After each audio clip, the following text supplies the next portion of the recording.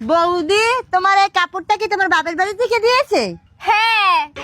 এটা আবার কেমন কাপড় দিয়েছে? মশারির মতো পাতলা, এরকম কাপড় তো আমাদের বাড়ির কাজের লোকও পরে না।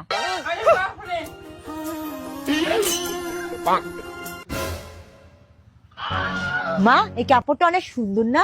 বলো, এই কাপড়টা নিয়ে আমি চলে যাবো আমার শ্বশুর বাড়িতে। তুই একটা কাজ কর, এই শাড়িটা নিয়ে তোর ব্যাগের ভিতর লুকিয়ে রাখ।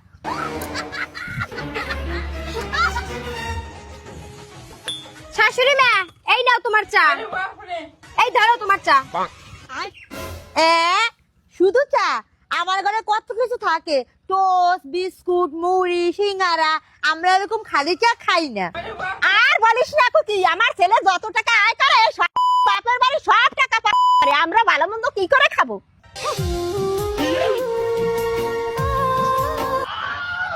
বাবা, বৌদি তুমি কি করছো গো? এই তো একটু সাজুগুজু করতেছি। বৌদি, তুমি যেগুলো দিয়ে সাজুগুজু করতেছো না, এগুলো অনেক কম দামি জিনিস। এগুলো এখন আর মার্কেট চলে নাকি? আমি যেগুলো দিয়ে সাজি সেগুলো হচ্ছে ব্র্যান্ডের জিনিস, অনেক দামি জিনিস। হ্যাঁ হ্যাঁ, তুমি তোমার ব্র্যান্ডের জিনিস দিয়ে সাজুগুজু করো। এইরকম অনেক জিনিস আমার ঘরে এখনো পড়ে আছে।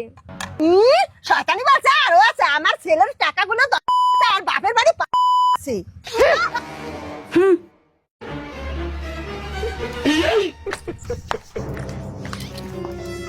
বৌদি, এই হাতটা কার গো? এইটা কয়দিন আগে তোমার দাদা আমাকে বানিয়ে দিয়েছে।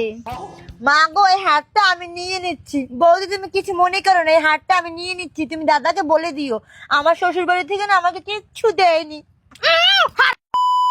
তখন কি বলছিস তুই? নাকি সব ব্র্যান্ডের জিনিস পরিস, শুধু চা খাস না? তোদের না ঘরে নাকি কত জিনিসপত্র খাওয়ার। আমার শাড়িটা নাকি মশারি, এরকম একটা সোনার হার তোর বর তোকে বানিয়ে দিতে পারে না? আজকে আমার হার তোকে। আমরা কিছু জানি না বোধহয়। তোর বর প্রত্যেকদিন মদ খেয়ে তোকে আদম ধুলানি দেয়, আবার বাপের বাড়ি পড়ে থাকিস, আবার আমার নামে বদনাম করিস। বেরো আমার বাড়ি থেকে।